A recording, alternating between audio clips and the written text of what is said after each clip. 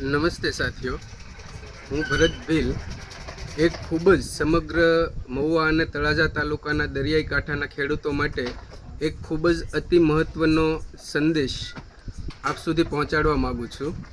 હાલ નીચા કોટડા ગામમાં અને અન્ય ગામોમાં અલ્ટ્રાટેક માઇનિંગ દ્વારા જે તે ગામની જમીનોની અંદર ખાડા ખોદવામાં આવી રહ્યા છે. આ ખાડા ખોદવામાં કંપની દ્વારા અને કંપનીના માણસો દ્વારા, જે કંપની સાથે મળેલા છે એવા લોકો, સામાન્ય લોકોના મગજની અંદર એક એવો મોટો સવાલ ઊભો કરી દીધો છે કે વેચેલી જમીન છે એટલે ખાડા ખોદે છે ને. આ વાત એક સાચી વાત છે, પણ આપણે આ લડાઈ વેચેલી જમીન કે ન વેચેલી જમીન માટેની નથી. આપણી આ લડાઈ સમગ્ર આપણા ગામને બચાવવાની છે, સમગ્ર 13 ગામને બચાવવાની આ લડાઈ છે. એટલે જે ખાડા ખોદવામાં આવી રહ્યા છે, જમીન વેચેલી છે એટલે ખોદે છે, એ વાત છે એ આખી એક કંપનીનું સૌથી મોટું ષડયંત્ર છે, જેનાથી લોકોમાં એકતા ન જળવાઈ રહી અને વિખવાદ ઊભા થાય. આ વાત કંપની દ્વારા માત્ર એટલા માટે ફેલાવવામાં આવી રહી છે જેથી કરીને લોકોની એકતા તૂટી જાય, જ્યારે આપણે તો આપણું ગામ બચાવવા માટે લડી રહ્યા છીએ. જે લોકોએ પોતાની જમીન વેચી છે એને તો એવું જ માનવું જોઈએ કે એ તો કંપની સાથે જ છે અને માઇનિંગ કરવા માટે જ વેચી છે, પણ આપણે તો આખા આપણા ગામને જ્યારે બચાવવું હોય ત્યારે આખા ગામની અંદર કોઈ પણ જમીનમાં માઇનિંગ ન થાય, કોઈ પણ જગ્યાએ માઇનિંગ ન થાય, એ માટે આપણે તો આપણા વિસ્તારને બચાવવા એકજૂટ બનીને લડવું પડશે.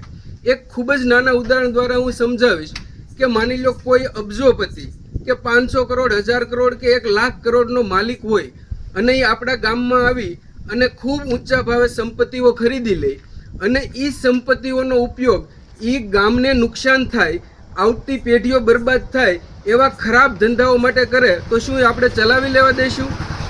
આ એક એવું જ કામ છે કે જે સદીઓથી ચાલ્યું આવે છે કે દુર્યોધન વખતથી પાંડવોને 1 ઇંચ જમીન પણ આપવા નહોતા માંગતા.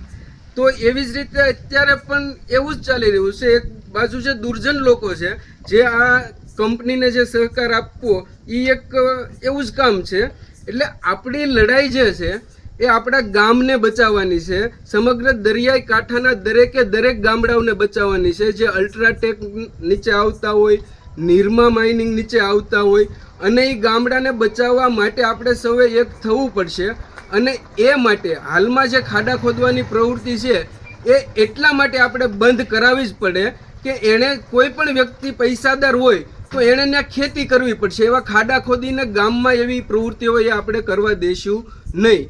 વેચેલી છે કે નથી વેચેલી એ આપણો પ્રશ્ન છે જ નહીં. આપણો પ્રશ્ન એ જ છે કે આપણા ગામમાં એવી કોઈ ખરાબ પ્રવૃત્તિ ન થવી જોઈએ જેનાથી આપણે આવનારી પેઢીઓ છે એ બરબાદ થઈ જાય.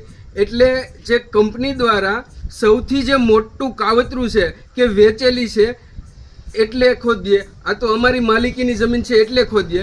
તો તમારી માલિકીની જમીન હોય એમાં પણ તમારે ખેતી જ કરવી પડશે.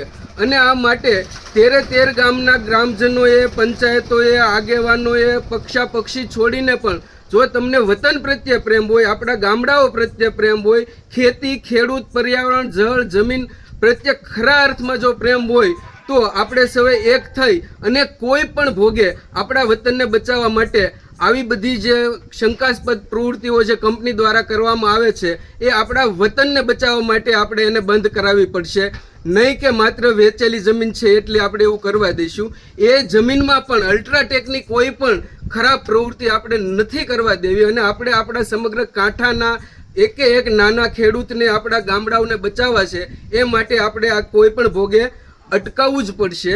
અને આના ભાગરૂપે જ તે આજે, અત્યારે અથવા તો અત્યારે ન હોય તો સવારથી એવું કોઈ પણ કામ થતું હશે તો જેટલા પણ વતન પ્રેમી લોકો છે એ અમે પોતે જવાના છીએ અને એ કામ નહીં કરવા દઈએ અને એકદમ વિવેકથી, અહિંસક રીતે જે કાંઈ સહન કરવું પડે તે સહન કરીને પણ આ પ્રવૃત્તિ અમે બંધ કરાવીશું. અને જ્યાં સુધી અમારામાં માનસિક તાકાત છે, મક્કમતા છે, જ્યાં સુધી અમે લડીશું ત્યાં સુધી આવા દરેક તત્વો સામે પણ લડીને આપણે આપણા વતનને બચાવીશું. Thank you.